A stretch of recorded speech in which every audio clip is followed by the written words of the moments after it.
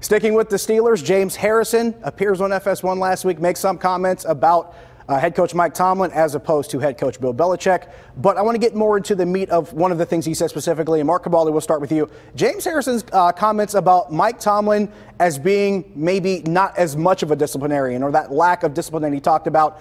On your scale, how much of this is true and how much of it reflects on James Harrison himself based on what happened with him last season? I think it's just all a bunch of BS. I mean, first of all, what are we talking about discipline? We're talking about showing up 5 minutes late to a meeting. What are we talking about? I think the one thing you look at James Harrison and you say, that might be true, is Mike Tomlin does treat certain people differently, AB.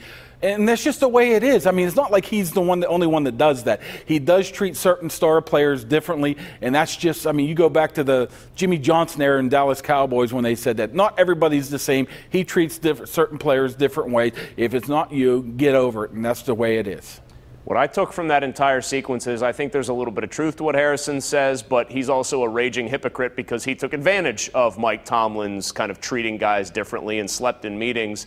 My big takeaway, though, is that he talked about how he would see Tom Brady running to make sure he wasn't late for a meeting. And anybody that's played up there, you hear about how Brady comes up to them and says, oh, I just love to win, and he's infectious and he treats every guy the same. I point a little bit of the kind of culture of the team issue at the quarterback here, because I don't think the quarterback has that same kind of go-getter reputation. If anything, I hear it's more aloof in the locker room from him.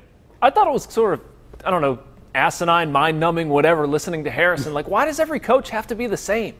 Why does everybody have to be a disciplinarian? Mike Tomlin, yeah, he's drastically different than Bill Belichick. Congratulations. So are 25 other dudes in the NFL. Like, what is the point?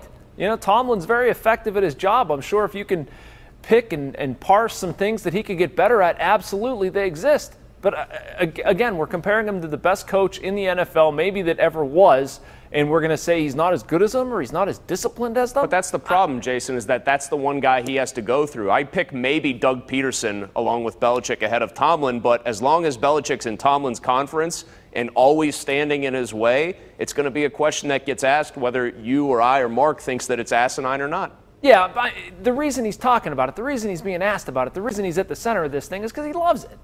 I guarantee you he wants to talk about that. It's more a criticism of where he was and stirring the pot than it is an honest, like, do we really want to sit here and compare Mike Tomlin to Bill Belichick? I mean, I think why? it's also I think it's an indictment of him personally, and Chris had a great point, taking advantage of the fact that Mike Tomlin does maybe afford some veteran guys some also liberties as well. Got to take a break here when we come back. Tiger Woods at the Open Championship. Is this as close as it gets? We'll talk about it when we come back.